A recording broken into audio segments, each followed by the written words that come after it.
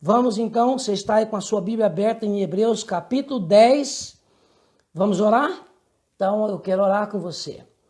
Pai querido, nesse momento, para a honra e glória do teu santo nome, eu estou aqui na tua presença e também todos os teus filhinhos que estão nesse momento nos assistindo e que um dia virão a assistir, Pai querido. Eu tenho certeza também que o teu Espírito Santo e os teus anjos estarão na vida de todos para a honra e glória do teu santo nome.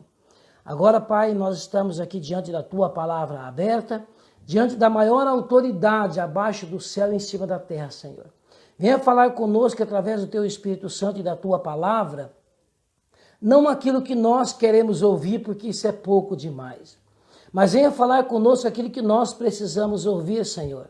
Tira-nos do conforto da mesmice e nos coloque no confronto das mudanças. Ajuda a gente, Senhor querido, a tirar essas palavras aqui e colocar na nossa vida, praticar no dia a dia, para que nós possamos ser bênção nas tuas mãos, ser agente de cura, portador de milagre. Nós sermos, ó Pai querido, esperanças aos desesperados. E nós, ó Pai querido, ser, ó Senhor, um vendedor de sonhos da eternidade para aquelas pessoas que já não têm sonhos mais, Senhor. Agora, Pai querido, que a partir desse momento, a voz possa ser minha, mas a palavra possa ser do Senhor.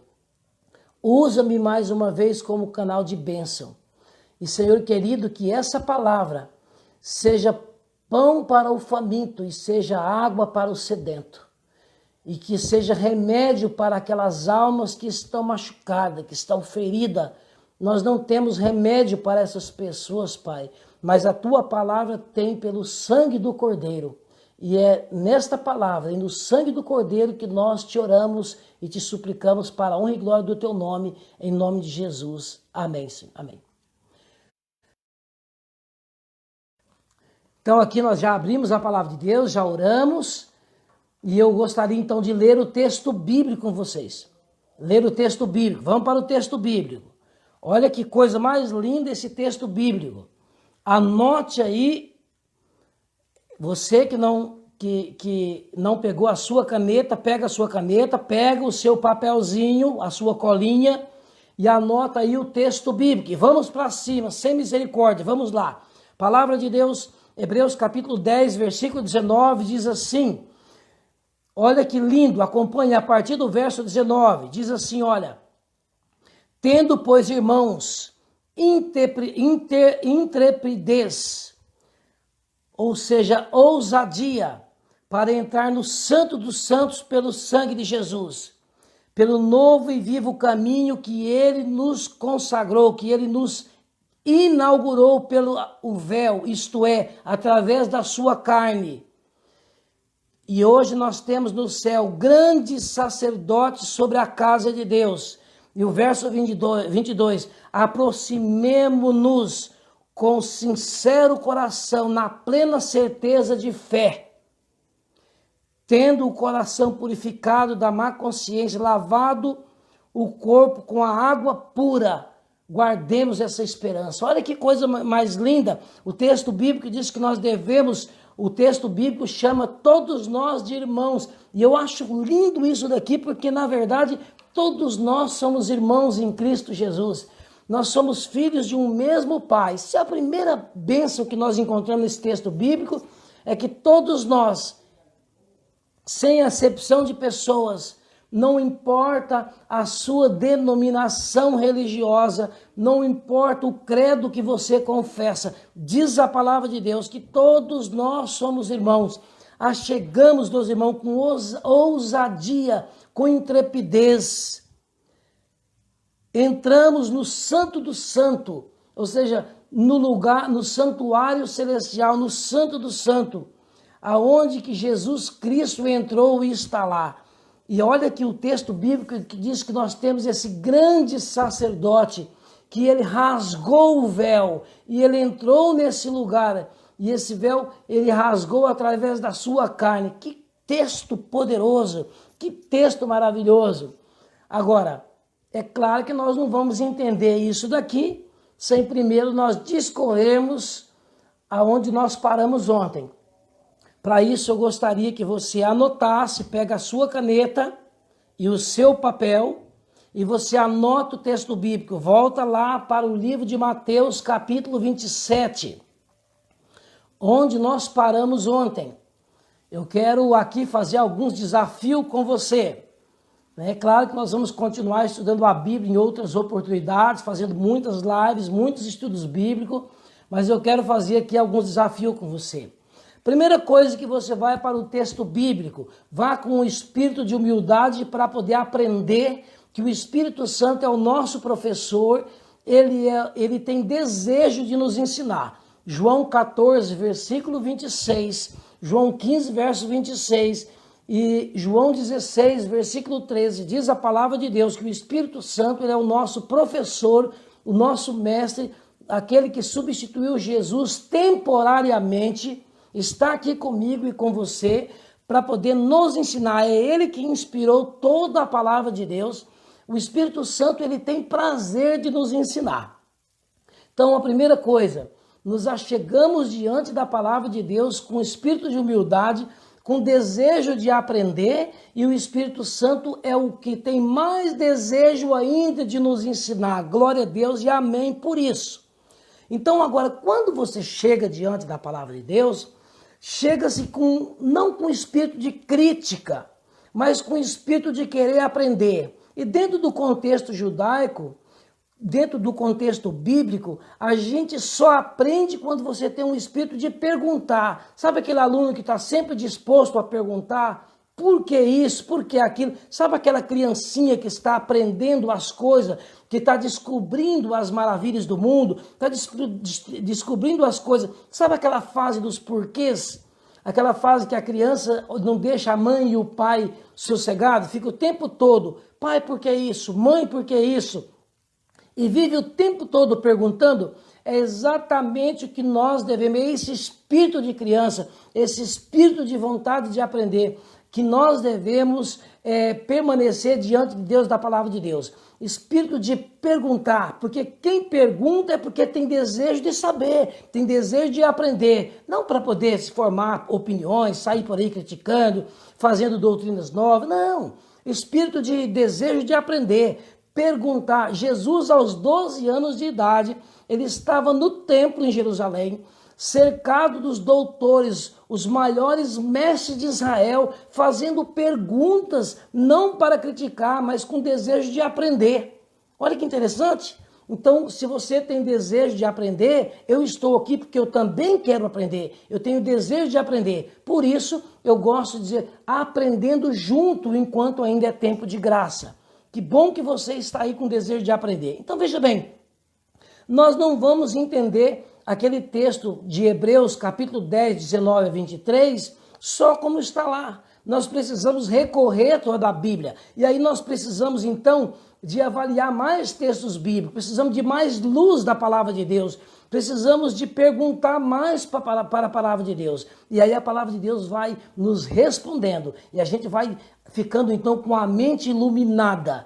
Vai ficando com a mente iluminada. E é isso que o Espírito Santo, qual que é o trabalho do Espírito Santo, diz a palavra de Deus em João 14, versículo 26, de iluminando a nossa mente, fazendo com que a gente vai conhecendo a verdade. João 8, verso 32 e verso 36, conhecereis a verdade vos libertará. Se o Filho vos libertar, verdadeiramente sereis livres. E Oséias 4, verso 6, vai anotando aí. A Bíblia diz assim, o meu povo sofre e padece por falta de conhecimento. Eu costumo dizer que a ignorância é uma chave que Satanás tem nas mãos para manter os filhos de Deus encarcerados, vivendo na ignorância, vivendo na prisão. A pior prisão não é aquela de grades geladas e paredes geladas, não. A maior prisão é uma pessoa, um homem ou uma mulher, está com a mente aprisionada na ignorância, vivendo na ignorância. Essa é a pior prisão. Agora, Jesus ele veio para nos libertar. 1 João 3, verso 8, diz a Bíblia que Jesus veio para destruir as obras do diabo. E o diabo veio para poder roubar, matar e para poder destruir. João capítulo 10, versículo 10. Veio matar, roubar e destruir. E aí Jesus veio para trazer vida em abundância, veio trazer conhecimento para a gente, veio quebrar, destruir as obras do diabo, veio abrir a nossa mente, o nosso entendimento. E é isso que nós devemos fazer. É isso que você está desse lado aí e eu do lado de cá. E aí a gente vai aprendendo junto, a gente vai crescendo junto e a gente vai ficando mais feliz, porque à medida que nós vamos conhecendo a verdade vai nos libertando, nós vamos sendo pessoas livres em Cristo Jesus. E Satanás vai perdendo a batalha. E nós vamos vencendo em nome de Jesus, se tornando vencedor para a honra e glória de Deus.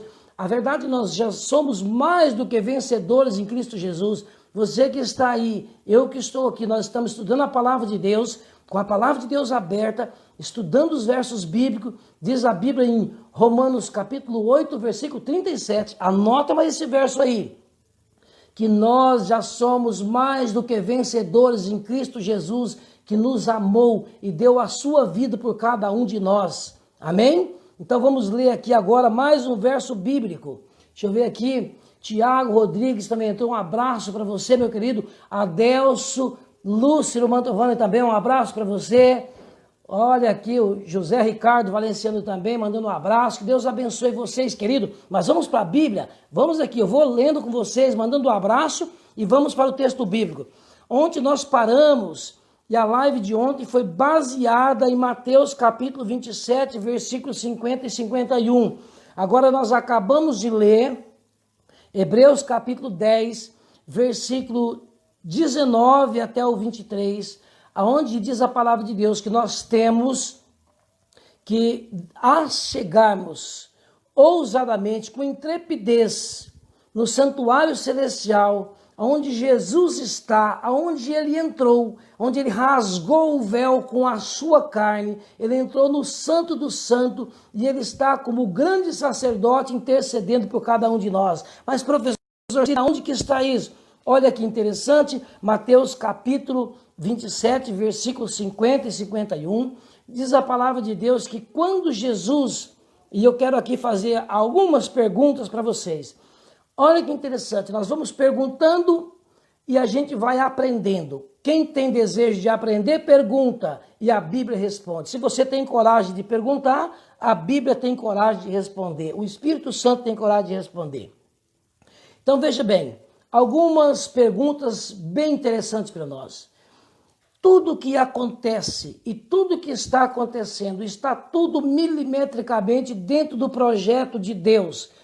Deus não perdeu o controle, Deus não ficou velho, Deus não perdeu a direção de todas as coisas estão milimetricamente. Quando se trata de salvação, Deus está dirigindo não só o nosso planeta, mas está dirigindo o multiverso, a história de todas as nações. A história da salvação e da humanidade está milimetricamente sendo conduzida por Deus, centímetro a centímetro. Tudo está na supervisão e no controle de Deus. Agora, a única coisa que pode ser que esteja só na supervisão de Deus, mas não está no controle de Deus, é a tua salvação, a tua vida, se ainda você não entregou a sua vida nas mãos de Jesus. Se você não aceitou ainda o sacrifício do Cordeiro, se você ainda não se lavou no sangue do Cordeiro, querido, ainda é tempo de graça. Ainda é tempo de graça. Nós vamos estudar aqui. Entrega a sua vida a Jesus, ao Cordeiro de Deus que tira o pecado do mundo. João 1, verso 29. E se lava no sangue do Cordeiro, se aposta do sangue do Cordeiro. E aí sim, Jesus terá também não só o controle das nações, não só o controle do multiverso, não só o controle do nosso planeta e das nações, mas também terá o controle do seu coração, da sua vida, dos seus projetos, da sua família, de tudo aquilo que você realmente está envolvido para a honra e glória de Deus. Então diz a palavra de Deus em Mateus 27, versículos 50 e 51, que na cruz, por que Jesus foi crucificado às 9 horas da manhã? Essa é uma grande pergunta, sim ou não? Por que Jesus deu a vida dele na cruz às 3 horas da tarde? Essa é uma grande pergunta. Então veja bem, às 9 horas da manhã, nas lives passadas eu já havia dito isso. Às 9 horas da manhã, um cordeiro era sacrificado. foi exatamente às 9 da manhã, quando Jesus foi crucificado, assumindo o lugar dos cordeirinhos. O verdadeiro cordeiro assumiu o lugar dos cordeirinhos. Não precisa mais ser sacrificado cordeirinhos, entendeu? E Jesus passou quantas horas mesmo na cruz, ali crucificado? 6 horas. Às 3 horas da tarde, era o momento do segundo cordeiro da tarde, em prol do derramamento de sangue, o perdão dos pecados de toda a humanidade. Às 3 horas da tarde, o segundo cordeiro era morto, seu sangue era derramado e a carne do cordeiro era queimada para o perdão dos pecados de todo mundo. Esse ritual aconteceu desde Adão, quando pecou no Jardim do Éden, até os dias de Cristo Jesus, até quando Jesus, às 3 horas da tarde, não foi 3:01 e nem 2:59, foi às 3 horas da trombeta tocou de Deus, que tira o pecado do mundo. Ele deu a sua vida. Jesus Cristo não morreu porque mataram ele. Ele, diz a Bíblia, que ele deu a sua vida. João capítulo 17, João capítulo 10, versículo 18. Veja bem, vá anotando aí os textos bíblicos. João capítulo 10, versículo 17 e 18, diz a palavra de Deus que Jesus, ninguém matou Jesus. Ele próprio deu a vida por cada um de nós. Ele deu a vida, entendeu? E aí então, quando foi às 3 horas da tarde, Jesus Cristo deu a vida por cada um de nós. E aí foi exatamente quando Jesus, o verso 50, e Jesus clamando em alta voz, ele diz em João 19, versículo 30, está consumado. E aí ele, nesse momento, entregou o Espírito, a vida dele nas mãos do Pai.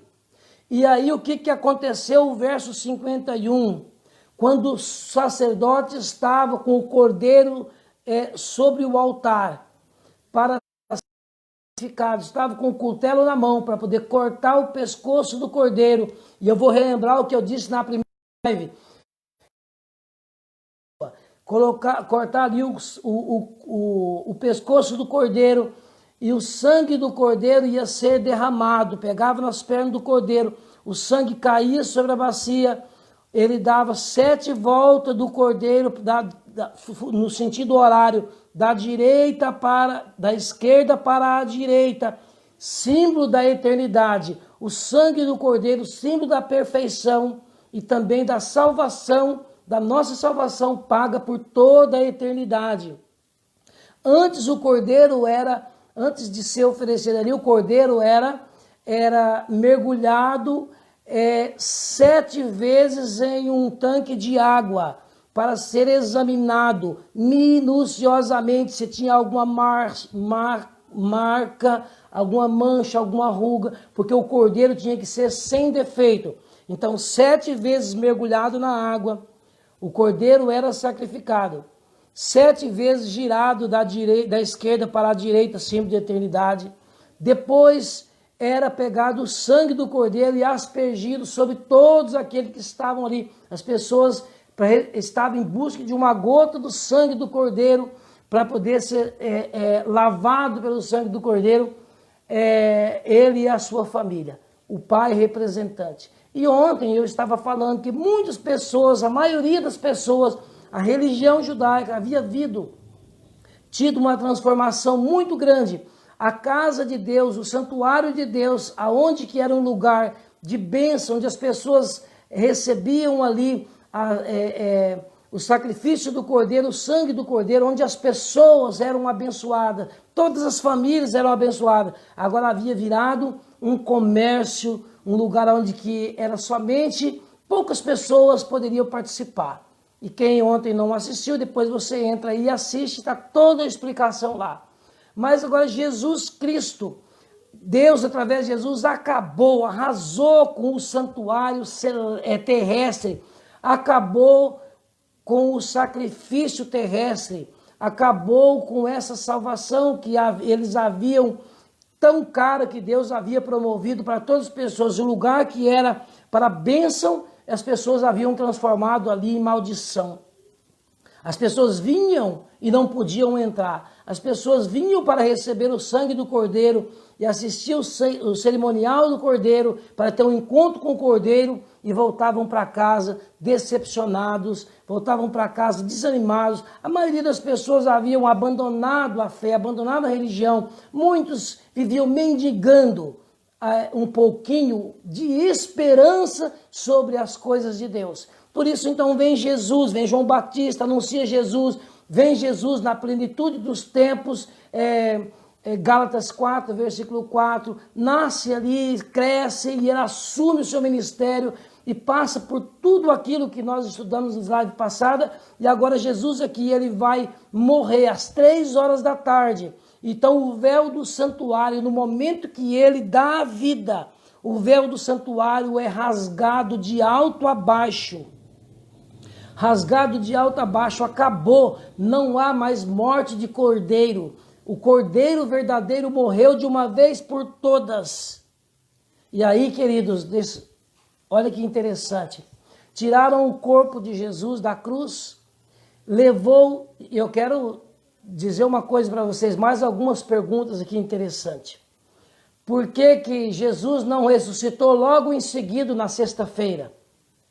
Por que que Jesus não ressuscitou no sábado? Por que que Jesus ressuscitou no primeiro dia da semana? Boa pergunta, não é verdade? Vou repetir. Por que que Jesus não ressuscitou logo em seguida ali, quando foi tirado da cruz?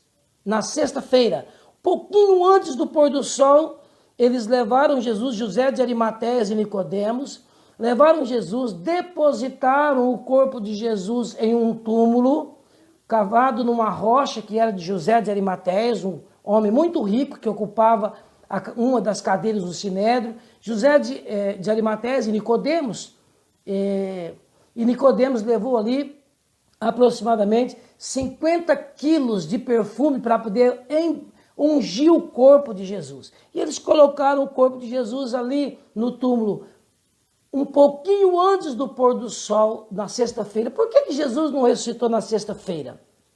Por que que Jesus não ressuscitou no sábado? Anota aí, depois a gente poderá estar fazendo outras lives e você também poderá estar pesquisando na Bíblia, assistindo bons vídeos, bons pregadores tem no YouTube, leia bons livros, queridos, aprendendo juntos, seja um bereano, vá para, estude. A nossa salvação é o único tesouro que não podemos deixar nas mãos de pessoas. Nós precisamos pegar essa salvação nas nossas mãos, estudar cada vez mais, fazer essas perguntas para nós mesmos, aprendermos. O Espírito Santo está aí pronto, desejoso para poder ensinar para você e ensinar para mim. Não entregue o seu maior tesouro, que é a sua salvação, o direito que Jesus te deu de entrar no céu, na mão de líderes religiosos, de pastores, de padre, de papa, de bispo, seja lá quem for, na mão da sua mãe, do seu pai, de seus irmãos. Não, seja você mesmo aquele que está com o maior tesouro da salvação nas tuas mãos, entre você e Cristo Jesus. Seja você mesmo o dono da sua própria salvação. Guarde esse tesouro para você.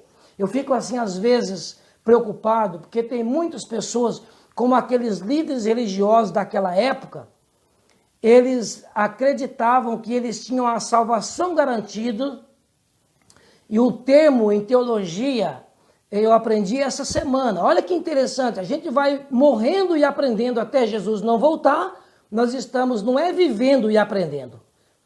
Olha que coisa interessante. Até Jesus não voltar, nós vamos morrendo e aprendendo. Porque eu estou morrendo a cada momento que passa, eu estou mais perto da morte. E você também. Essa é uma realidade. Então, enquanto Jesus não volta, o termo não é vivendo e aprendendo. Enquanto Jesus não volta, é morrendo e aprendendo. E essa semana eu aprendi algo muito interessante.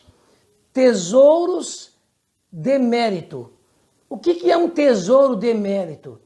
Aqueles judeus daquela época, os líderes religiosos, eles achavam que estavam salvos por direito de nascimento, por ter nascido na linhagem de Abraão. Então eles confiavam nos méritos que Abraão tinha como pai da fé, e eles então achavam que não precisavam fazer mais nada. Eles tinham direito à salvação por causa dos méritos de Abraão. Então chamado de tesouros de mérito. E sabe que nós não sabemos, não é desse jeito. Nós todos não seremos salvos por causa de méritos do meu pai, mérito da minha mãe, mérito de pastor. Eu encontro muitas pessoas que dizem assim, olha, eu mesmo não estudo muito a palavra de Deus, não. Eu não sou muito de igreja, não sou muito de Bíblia, mas a minha mãe e o meu pai são pessoas de oração, eles estudam isso e aquilo, e eu pergunto para você,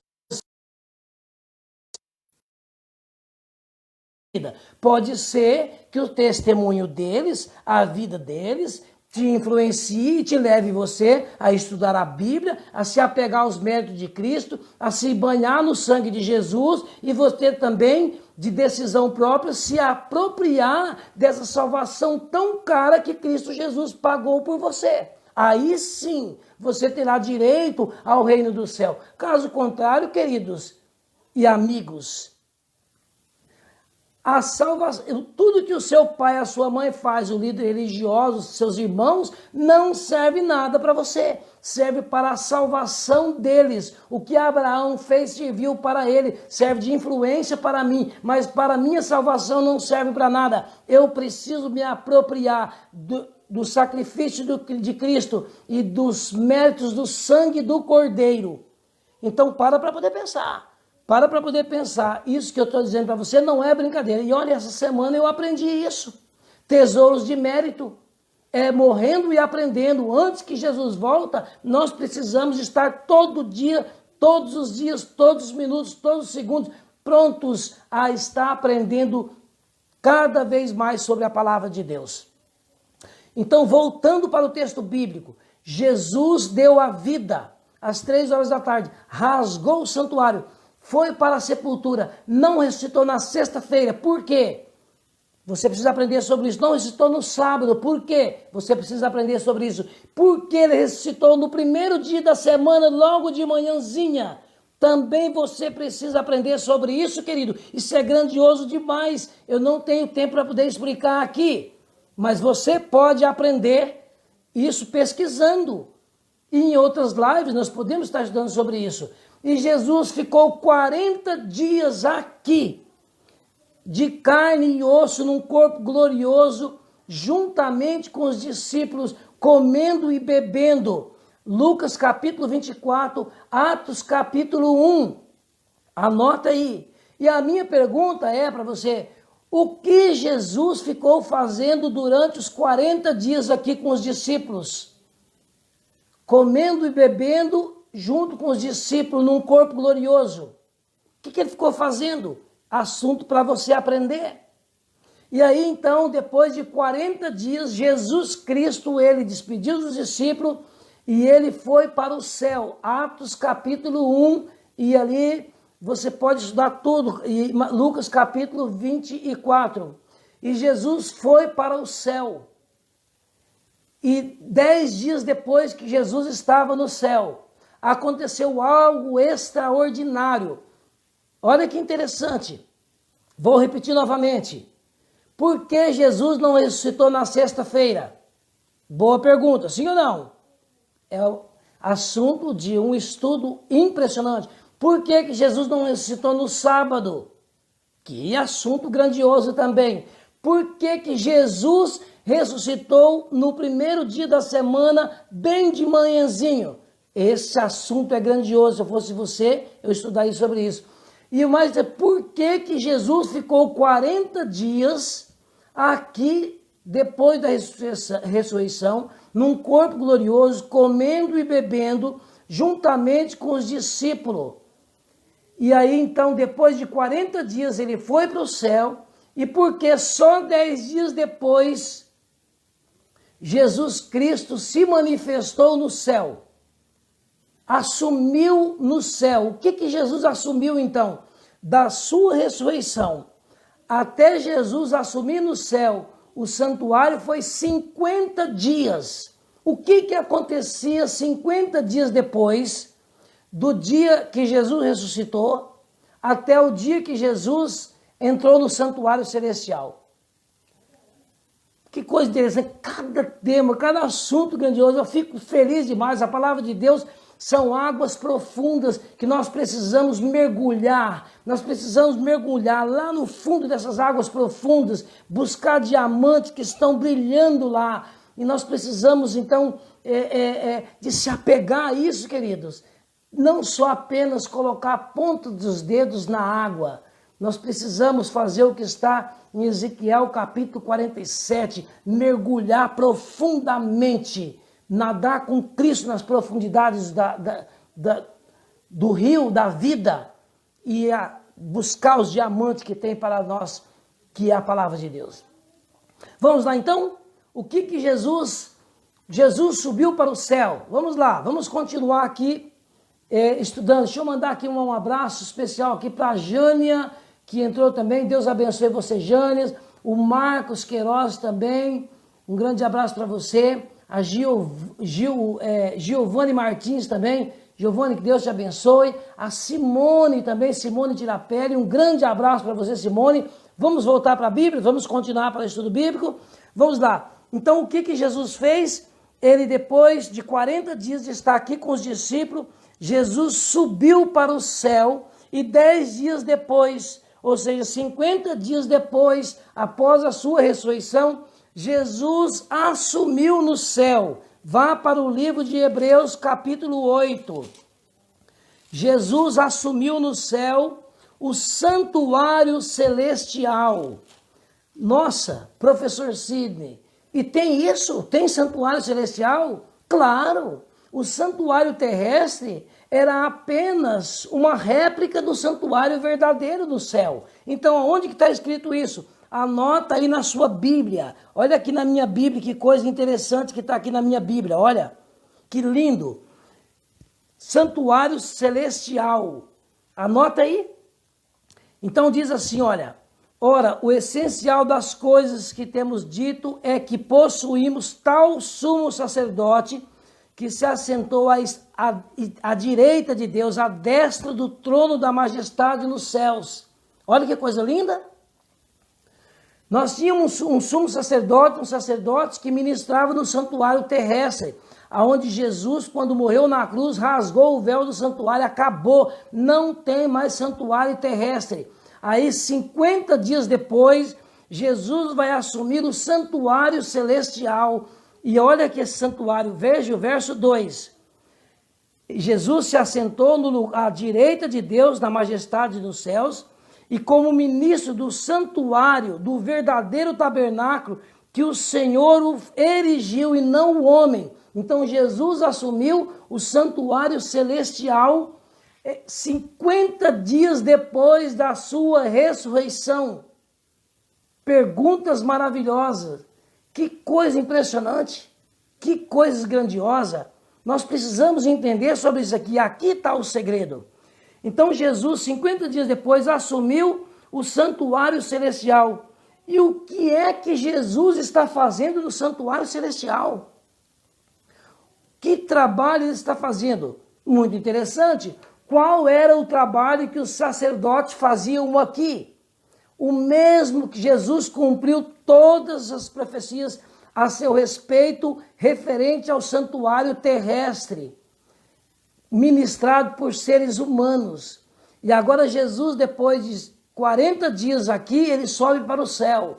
Depois de 50 dias da sua ressurreição, ele assume o santuário celestial, feito não por mãos humanas, não aquele santuário feito por Moisés, cópia do verdadeiro, não aquele santuário feito por Moisés lá no deserto, depois que o povo saiu da escravidão ali do Egito, que atravessou o Mar Vermelho. Não é aquele santuário era uma sombra, uma réplica do santuário verdadeiro. Isso está em Êxodo capítulo 25, versículo 40.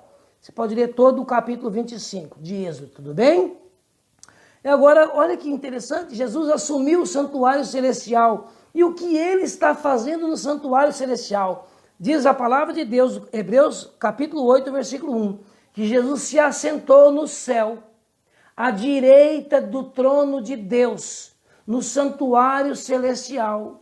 E ele está, diz a palavra de Deus, ministrando a seu respeito e a meu respeito. Ele está exatamente não oferecendo sacrifícios como era feito aqui, porque ele já é o sacrifício oferecido a Deus vivo, não oferecendo sangue todos os dias como o sacerdote fazia aqui, mas agora como sumo sacerdote, ele já tem oferecido o sangue dele, todo o cordeiro vivo, e o sangue do cordeiro já está à nossa inteira disposição, mas Cristo Jesus está no céu, à direita de Deus, no santuário celestial, ministrando ao meu favor e ao seu favor. E aqui a mensagem fica grandiosa ainda mais, querido. Você não tem que ir para a cruz em busca de salvação. Você não tem que ir para o Monte das Oliveiras para se encontrar com Jesus em busca de salvação. Você pode recorrer todos os passos de Cristo Jesus para aprender sobre Cristo Jesus, para aprender sobre o sacrifício de Jesus. Mas aonde é que Jesus está vivo, pessoalmente, num corpo humano glorioso, ministrando por mim e por você, pelos méritos do sangue que ele já ofereceu? Aonde é que Jesus se encontra? E aonde é que nós temos que ir para buscar salvação? Eu vou mostrar para você. Então aí no livro de Hebreus, ainda no livro de Hebreus, no capítulo 4, olha que interessante, Hebreus capítulo 4, anote aí, vai anotando. Eu disse para você que nós íamos discorrer em vários textos da Bíblia. Hebreus capítulo 4, abra sua Bíblia ou então anota. Olha que coisa mais linda. A partir do versículo 14, olha que lindo, verso 14 até o 16. Tendo, pois, Jesus, o Filho de Deus, como grande sumo sacerdote que penetrou os céus, conservemos a nossa firme confissão. Olha que lindo. Hoje nós não precisamos de ir a um sacerdote humano, como o pessoal ia mendigar uma gota do sangue do Cordeiro. Nós não precisamos ir atrás de líderes religiosos mendigando um pedacinho de salvação, um pedacinho da palavra de Deus. Não, não, não. Você, aonde você está aí, pessoalmente, aonde você está agora, você pode ir diretamente ao trono da graça, aonde Jesus está. Diz o texto bíblico aqui, Hebreus capítulo 14, Hebreus capítulo 4, do verso 14 ao 16. Olha que lindo! Jesus, o Filho de Deus, agora ele é o nosso grande sumo sacerdote. Ele penetrou os céus e por isso nós podemos conservar a nossa firme confissão. Porque o verso 15, olha, nós não temos sumo sacerdote que não possa compadecer das nossas fraquezas. Antes foi ele, Jesus, tentado em todas as coisas, a nossa semelhança, mas sem pecado. Jesus, sem pecado, passou por essa vida como humano como nós, mas sem pecado. Que coisa grandiosa, que bênção. E aqui a beleza da mensagem é o verso 16. E para mim isso é o que basta. Diz o verso 16, acheguemo-nos, portanto, confiadamente, não a uma igreja, não a um líder religioso, não ao Papa, não ao padre, não ao pastor, não ao Sidney, não a ninguém. Você sabe o que é salvação? Salvação, olha aqui bem para mim, olha aqui, chega bem pertinho aqui o que eu quero falar para você. Você sabe o que é salvação? Eu quero mandar um abraço especial agora para minha irmã querida do meu coração, beijo, te amo, Zenaide acabou de entrar aí, você sabe que você é a bênção da minha vida. Queridos, olha que interessante, salvação não é a aproximação de um corpo, de uma pessoa, a um líder religioso, a uma igreja, uma denominação religiosa física. Isso não é salvação. Salvação é a aproximação da alma pecadora ao trono da graça, onde que está Jesus Cristo e os méritos do seu sangue. Isso é salvação.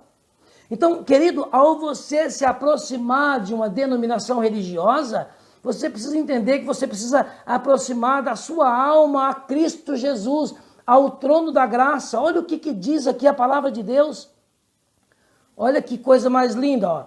Achegamo-nos, portanto, confiadamente, com confiança, junto ao trono da graça. Onde é o trono da graça? Onde Jesus Cristo está sentado à direita de Deus, como o Cordeiro agora que foi morto e ressuscitou e derramou todo o seu sangue, com os méritos do seu sangue, todo para poder oferecer a cada um de nós a salvação. Você não vai à cruz do Calvário, você não vai ao Monte das Oliveiras, você não vai a uma religião, a uma igreja, a um ser humano atrás de salvação. Você vai diretamente ao trono da graça, a Cristo Jesus. Ali sim tem salvação. Olha aqui, ó, para recebermos misericórdia e acharmos graça e socorro enquanto há tempo de graça, enquanto há ocasião oportuna, querido. E olha que coisa mais linda, o capítulo 7, vira a folha da sua Bíblia, o verso 25, Hebreus capítulo 7, versículo 25.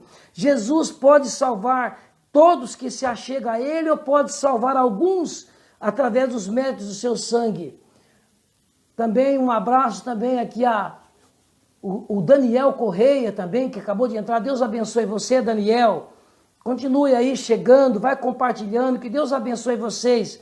Olha o capítulo 7, versículo 25. Diz que Jesus Cristo pode salvar totalmente todos aqueles que chegam a Deus através dele, porque ele vive para sempre para poder interceder.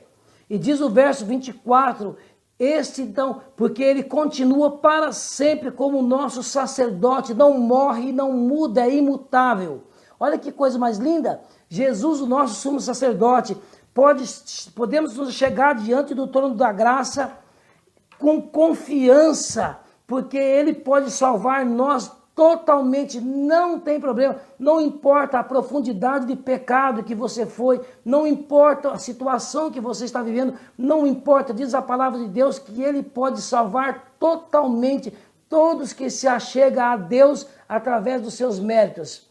Qual que é o trabalho mais, professor Sidney, que Jesus está fazendo no céu a nosso respeito a esse momento? 1 Timóteo capítulo 2, versículo 5, anota aí, querido.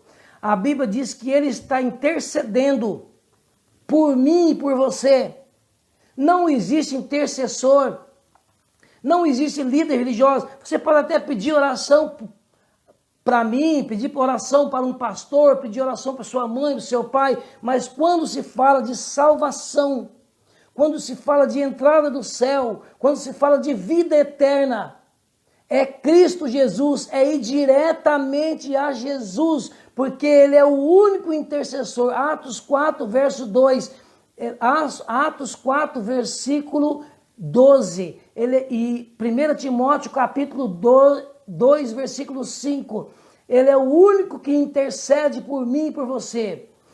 1 João capítulo 2, versículo 1, ele é o nosso advogado, não importa a causa sua, ele nunca perdeu uma causa. Jesus Cristo é o nosso advogado, ele é o nosso intercessor, ele é o nosso sumo sacerdote, ele é o nosso sacerdote, é o nosso cordeiro, ele tem os méritos do seu sangue. Jesus Cristo é tudo em nós, nós podemos ser tudo em Cristo Jesus. Você percebeu?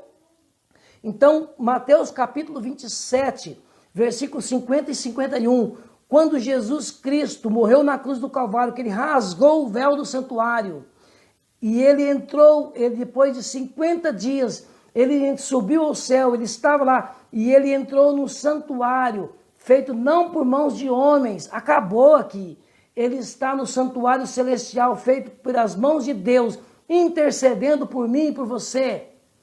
E hoje nós podemos ter o Cordeiro de Deus à nossa disposição, e todo o seu sangue à nossa disposição. Você não precisa mendigar por uma gota do sangue do Cordeiro. Você pode ter o Cordeiro e o sangue, todo o sangue do Cordeiro à sua disposição. Glória a Deus por isso. Olha que coisa mais linda isso. Não é maravilhoso?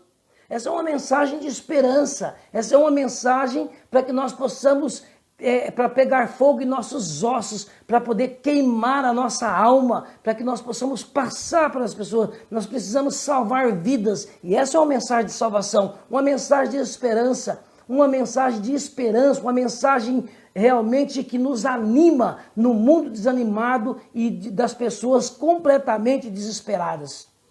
Mas, queridos, o que mais Jesus está fazendo no céu? E sabe, deixa eu dizer uma coisa, agora encaixa verdadeiramente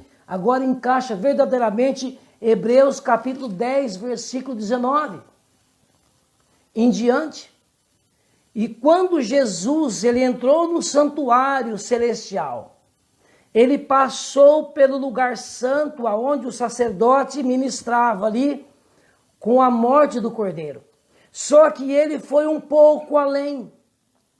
Ele entrou no lugar santíssimo, ele rasgou o véu, assim como o véu do santuário terrestre, rasgou quando Jesus morreu na cruz.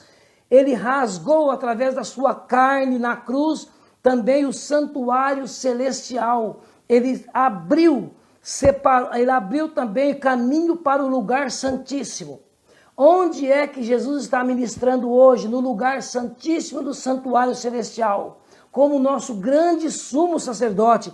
E aqui a beleza da mensagem, para que você possa entender Hebreus capítulo 10, verso 19 em diante, que eu li com você, e eu vou terminar com essa mensagem. Leia comigo de novo, que agora olha o sentido da mensagem. Onde Jesus está nesse momento e o que Ele está fazendo por mim e por você.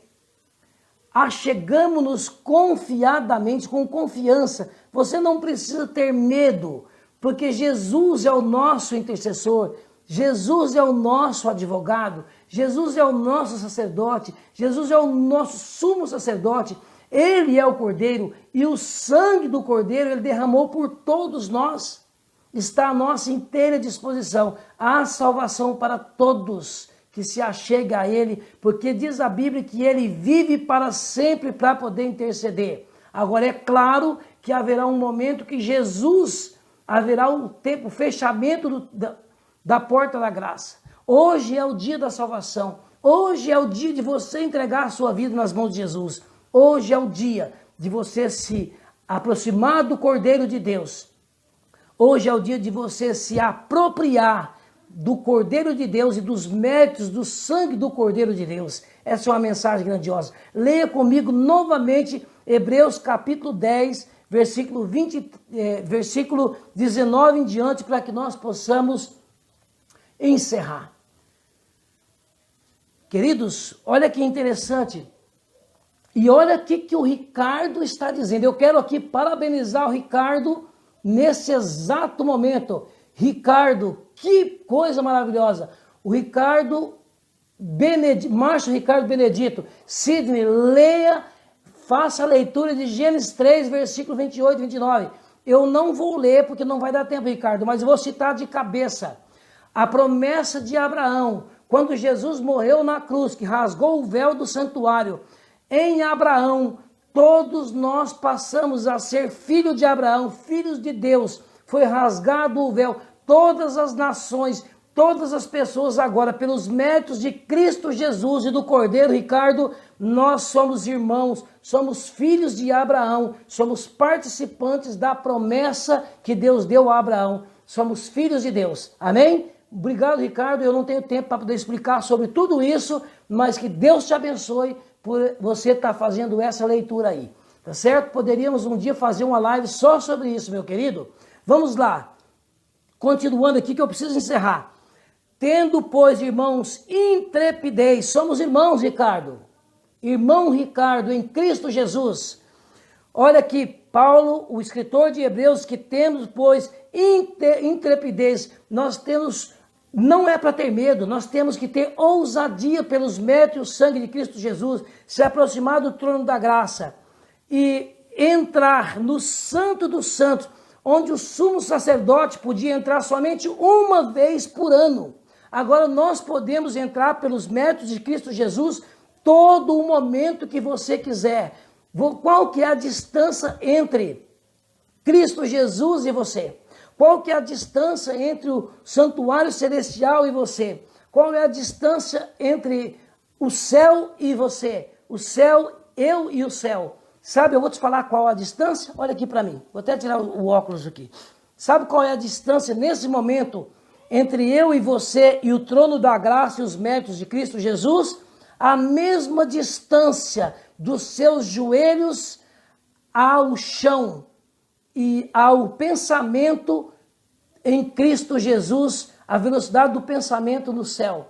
Olha a distância, você não precisa caminhar mais 2.000 quilômetros em busca do Cordeiro e do sangue do Cordeiro. Você, aonde você está aí agora, em qualquer lugar do planeta, qualquer lugar do mundo, basta você apenas, qual é a distância? A distância do seu joelho ao solo, o seu pensamento ao trono da graça. Através dos méritos de Cristo, você agora se chegar e dizer: Senhor Jesus, eu estou aqui porque eu reconheço que eu sou pecador e eu estou aqui porque eu quero ser salvo, eu preciso da salvação. E nesse momento Jesus Cristo, Ele te abraça, nesse momento Jesus Cristo te lava pelo sangue dEle. E nesse momento você passa a ser filho do Pai Celeste pelos méritos de Cristo Jesus. Quanto custa a salvação? Nada. Apenas a distância do seu joelho ao chão, do seu pensamento ao trono da graça. Amém? Que coisa grandiosa, né? Nós somos irmãos. E diz a palavra de Deus, já chegamos com confiança, porque Jesus não está lá para poder condenar, Jesus está lá para poder absolver, não importa a profundidade de pecado, não importa quem você é, não importa quem você tem sido até aqui, o importante é que Jesus agora, Ele importa com o que você quer ser daqui para frente. Isso é esperança, isso é grandeza, isso é vida eterna, isso é o céu. Continuando aqui, que eu quero encerrar, para a nossa live não ficar grande. E aí, veja bem, você pode com intrepidez entrar no Santo do Santo, onde somente o sumo sacerdote entrava uma vez por ano. Você e eu podemos, pelos méritos de Cristo Jesus, entrar todo o tempo pelo novo e vivo caminho, verso 20, que ele, através da que ele inaugurou, rasgando o véu através da sua carne. E aí o verso 21, que lindo, aí nós temos o grande sacerdote sobre a casa de Deus, que é Cristo Jesus. Glória a Deus e amém por isso. Que maravilha, que coisa boa, né? E olha que lindo, e eu quero encerrar com você o seguinte, quero fazer uma pergunta para você aqui, querido, olha, eu quero fazer uma pergunta para você aqui, olha bem aqui para mim. Quero fazer a última pergunta para que nós possamos encerrar. Obrigado aí pelos seus comentários. Deixa eu só aqui mandar um abraço aqui especial aqui. Olha, estão pedindo para mim falar mais sobre Gálatas 3, 28 e 29. Eu não tenho tempo ali, né? 1 Coríntios capítulo 10, verso 13. Gente, é muito profundo isso. A gente teria que discorrer muito texto na Bíblia, mas tudo que na Bíblia foi escrito, também foi escrito para o nosso ensino, né? E sabe, eu não tenho tempo, eu fico assim, agoniado, querendo estudar mais sobre isso, mas obrigado pela companhia de vocês. E eu quero terminar com uma pergunta interessante, capciosa, para me deixar para você meditar. E podemos fazer mais lives, vamos continuar fazendo mais lives. Vai deixando aí o seu comentário, vai compartilhando, porque aí você vai me inspirando, vai me incentivando a estudar cada vez mais, me aprofundar cada vez mais, e eu não sei mais do que você. Nós estamos aqui para poder aprender juntos, estudar a palavra de Deus. Eu não sei mais do que você, eu estou aqui para poder aprender junto com você. Agora deixa eu fazer uma pergunta, que horas do dia você acha que Jesus Cristo assumiu o santuário celestial? Essa é uma pergunta interessante, né? Essa é uma pergunta interessante. Que horas? Nós sabemos que tudo que Deus fez e faz é milimetricamente planejado. Nada está fora do seu controle. 50 dias depois da ressurreição de Jesus, ele assumiu o santuário celestial. E aqui eu vou abrir espaço para que você possa ter muita pesquisa bíblica. Para que nós possamos pesquisar juntos e aprender. Aprendendo juntos, crescendo juntos para a honra e glória de Deus. Que horas você acha que Cristo Jesus assumiu a sua posição à direita de Deus no santuário celestial? Eu quero deixar aqui para você a resposta maravilhosa de Atos capítulo 2, versículo 15. Atos capítulo 2, versículo 15. Eu quero ler com você. Atos capítulo 2, versículo 15. Que horas Jesus assumiu o lugar no santuário celestial? Eu tenho aqui uma precisão bíblica. Atos capítulo 2, versículo 15. E aí é o seguinte: você sabia que o Espírito Santo assumiu o lugar de Jesus aqui na terra, né?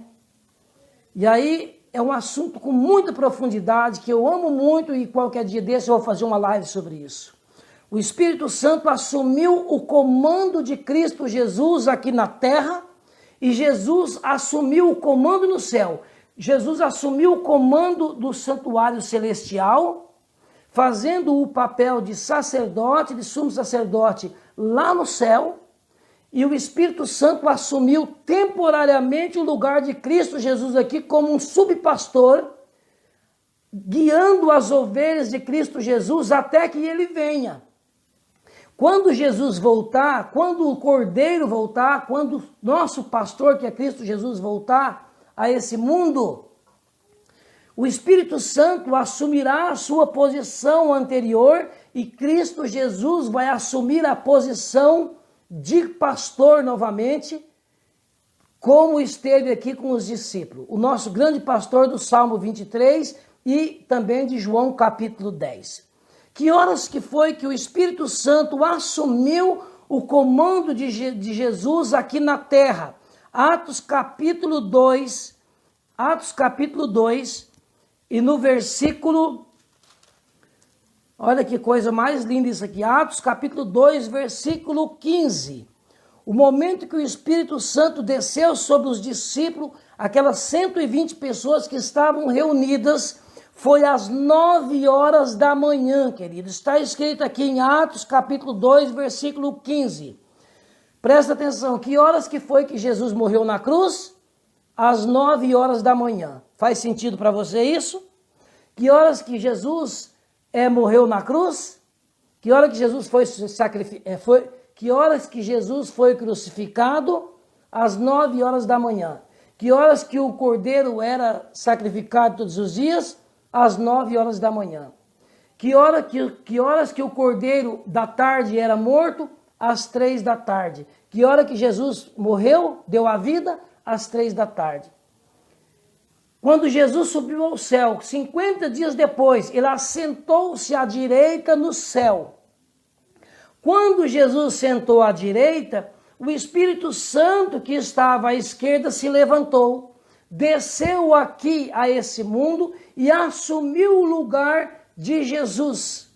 E isso está escrito na Bíblia, no João capítulo 14, capítulo 13, 14, 15, 16, 17, e num monte de lugar na Bíblia.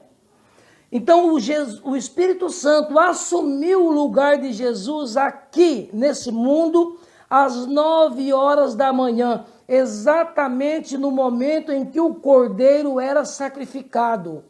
E que horas que Jesus, por esse verso aqui, assumiu o lugar no santuário celestial? Às 9 horas da manhã naquele dia. Jesus assumiu às 9 no santuário celestial como nosso intercessor, e o Espírito Santo assumiu aqui às 9 horas da manhã como nosso mediador também entre nós e Jesus Cristo. Jesus assumiu no céu como mediador entre Deus, entre Deus e o homem, entre o homem e Deus, e o Espírito Santo assumiu aqui às 9 da manhã entre nós e Jesus. Então veja bem, Jesus é o nosso mediador entre Deus e os homens, e o Espírito Santo é o nosso mediador entre nós e Jesus. Que trabalho maravilhoso, que trabalho grandioso é esse que o céu faz a nosso respeito. Que coisa grandiosa. Tudo está milimetricamente planejado. Todo o projeto e plano de salvação está sendo delineado, está sendo pontuado, centímetro a centímetro, a meu respeito e a seu respeito. E eu quero dizer para você, querido, você não é uma obra do acaso. Você não é alguém que nasceu nesse mundo por acaso. Você pode não ter sido planejado pela sua mãe. Você não pode não ter sido planejado pelos seus pais, assim como Moisés foi, assim como Jefté foi, assim como muitos outros foi. Quantas pessoas você pode não ter sido planejado por nada e por ninguém, mas você é um projeto de Deus. Você foi planejado por Deus antes da fundação do mundo, antes dos tempos da eternidade. Você é o projeto mais lindo que nasceu na mente e no coração de Deus. E Jesus Cristo veio aqui, deu a vida por mim e por você. E Ele continua no céu, fazendo o trabalho de intercedendo, ainda oferecendo a sua vida e os seus méritos a Deus em prol de mim e de você. E eu quero aqui encerrar com uma outra pergunta, com uma outra questão que eu encontrei na palavra de Deus, e isso me satisfaz. Só por uma questão de curiosidade. Eu não encontrei na Bíblia e em nenhum livro que ninguém escreveu sobre isso, mas me satisfaz o que eu vou dizer para você nesse momento. Sabe, você sabe que o número 7 é o número da perfeição de Deus. O número 7 se encaixa a Deus, a Cristo Jesus, porque é o número da perfeição. Você vai encontrar o 7 em toda a Bíblia. O sacerdote, ele mergulhava o cordeiro 7 vezes na água para poder examinar, para ver se o cordeiro tinha defeito. Quando o cordeiro ali na semana da Páscoa, ele era oferecido, eu estou dizendo que Jesus é o nosso cordeiro pascal, diz a palavra de Deus. 7 voltas, o cordeiro era dado no sentido horário, da esquerda para a direita, simbolizando a eternidade. Aquele sangue que estava caindo ali era o sangue da perfeição, o líquido mais perfeito, sem mancha e sem mácula. 1 Pedro, capítulo 1, versículo 18 e 19 e 20. O líquido mais perfeito, sem mancha e sem mácula, derramado nesse mundo até hoje é o sangue de Cristo Jesus. Hebreus capítulo 4, versículo 15 diz que ele sem mancha, sem defeito, sem mácula, sem pecado. Jesus foi o ser mais perfeito que passou e pisou nesta terra. Portanto, em Cristo Jesus tinha o selo da perfeição. O 7 se encaixa perfeitamente em Cristo Jesus. Deixa eu dizer uma coisa para você. E aqui está uma descoberta minha que me satisfaz. E eu fico tão feliz por isso. E eu quero compartilhar com você. Não tenho respaldo bíblico e nem científico e nem nada. É apenas uma curiosidade que me satisfaz. Deixa eu dizer, uma pessoa saudável, que tem aproximadamente 1,50 m, 1,65 m, por aí 1,70 m, ele tem entre 4 a 5 litros de sangue em seu corpo. Uma pessoa com 1,82 m acima, que tem um corpo saudável e pesa mais de 85 quilos, ele tem aproximadamente 6 a 7 litros de sangue em seu corpo, se for um corpo saudável. Bem, Jesus era perfeito em todas as suas esferas. Ele foi o cordeiro perfeito e saudável em toda a sua esfera. Jesus tinha mais que 1,82 m de altura. Jesus pesava em torno de 85 quilos, um pouquinho a mais. Jesus tinha um corpo perfeito, saudável e malhado pelo trabalho árduo que ele exercia todos os dias.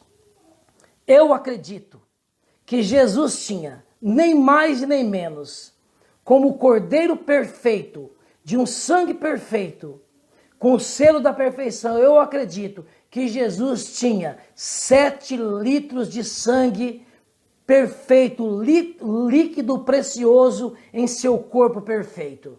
E você sabe o que mais me alegra isso? É que ele derramou todas, até a última gota de sangue, os 7 litros de sangue que eu acredito que tinha no corpo de Jesus, foi derramado gota a gota, do Getsemane até a última gota de sangue, e depois ali quando o soldado furou o coração de Jesus. Quando José de Arimateias levou Jesus para o túmulo, não tinha sequer uma gota de sangue no corpo de Jesus, estava levinho. Ele derramou até a última gota de sangue em seu favor, em meu favor. Por isso, queridos, achegamo-nos ao trono da graça, se apossamos do Cordeiro vivo e recebamos não somente uma gota do sangue do Cordeiro, mas eu acredito que os 7 litros de sangue do Cordeiro está à nossa disposição, está à disposição de todos que se achegam a Ele, e nós possamos sair de lá lavados, alvejados, com as nossas vestes brancas, lavados dos nossos pecados, com o nosso caráter mais alvo do que a neve, não por uma gota do sangue do Cordeiro, mas por todos os 7 litros do sangue do Cordeiro derramado a nosso favor. Que Deus te abençoe, que Deus te guarde com a sua família. Descanse em paz hoje e se achegue ao trono da graça. Deus abençoe pela sua participação. Eu quero orar por você, Pai querido. Abençoe cada pessoa que nos acompanhou até aqui. E cada um que vai, oh Pai querido, um dia assistir essa programação. Que seja para a honra e glória do teu santo nome. Essa tamanha salvação à nossa disposição. É o que eu te peço, é o que eu te oro, é o que eu te agradeço. Em nome de Jesus, que vive e reina para sempre. Amém. Que Deus te abençoe, querido, e fique na paz, em nome de Jesus.